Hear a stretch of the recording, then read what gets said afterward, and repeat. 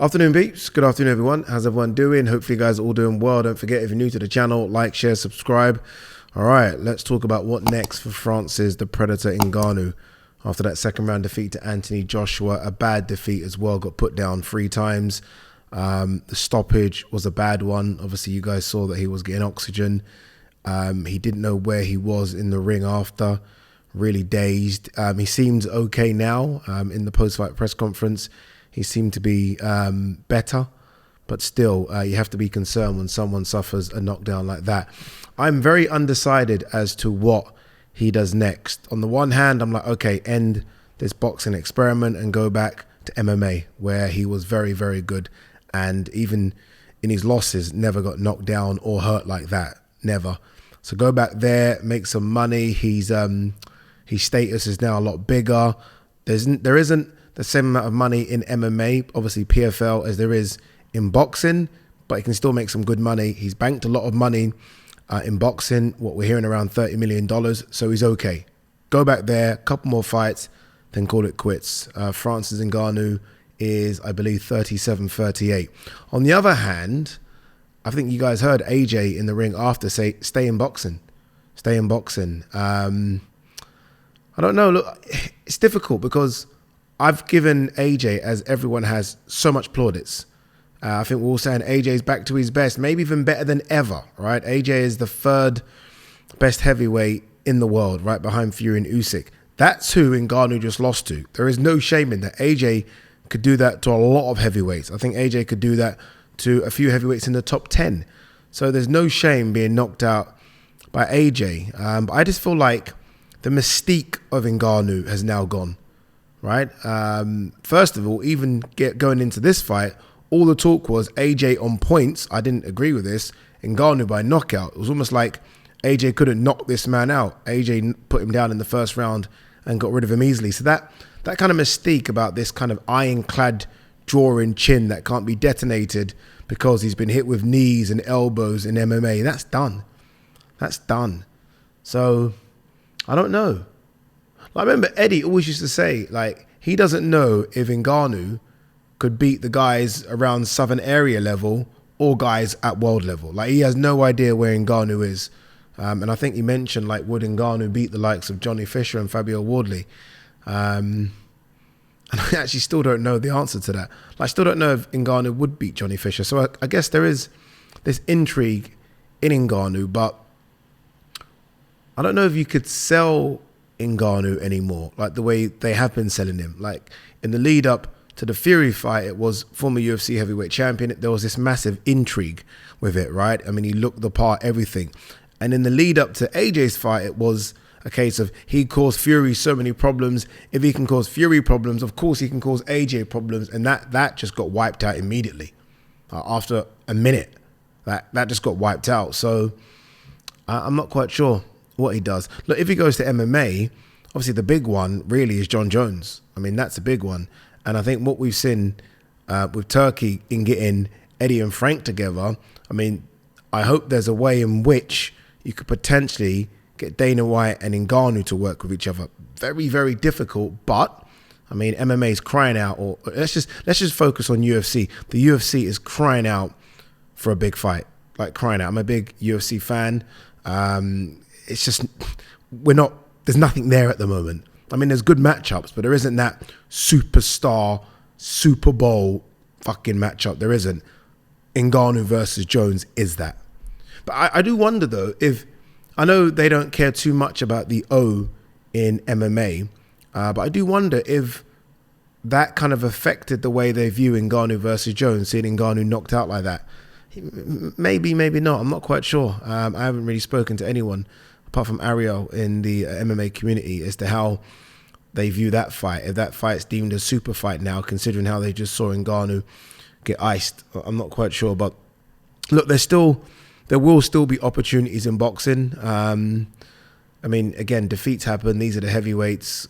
I mean, once they start landing, anything can happen.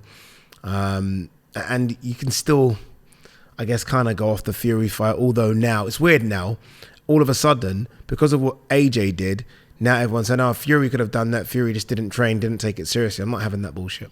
I honestly, I won't have that. Ngannou just had a style that was a bit of a problem for Fury, whereas AJ's style is a problem for Ngannou. That's just how it is. But I mean, look, there are still matchups in boxing. There are names out there. Dillian Whyte is on the comeback. Again, though, as I'm saying this, I don't even know how you sell that. I don't know if you sell that. So you know what? We're going to conclude this video, this portion of the video, by saying I think the experiment in boxing should be over. I don't know if people would want to see Ngannou in the ring again. I don't know. Like, for me, the names that Ngannou was linked with were AJ, Wilder, and Fury. He's done AJ and Fury. Wilder, we don't know what's going on with.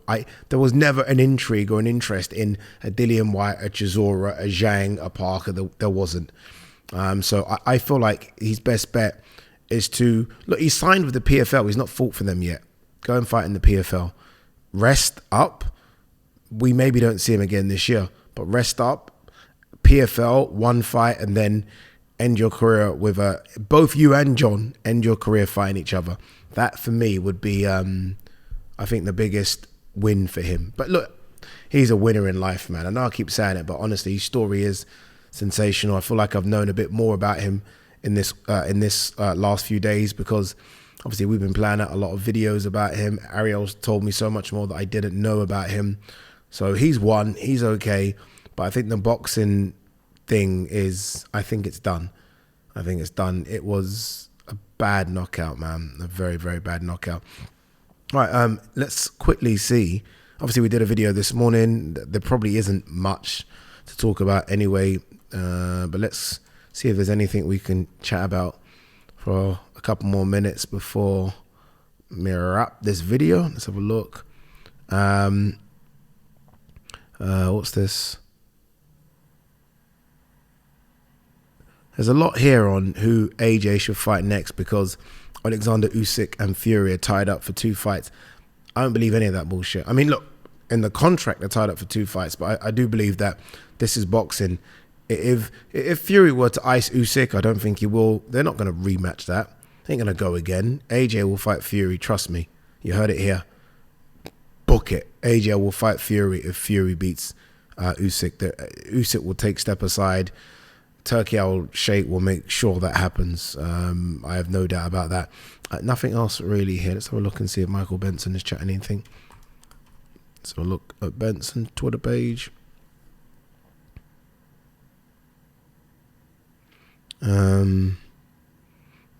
Just, oh my God, we didn't even really talk about Mike Tyson, Jake Paul.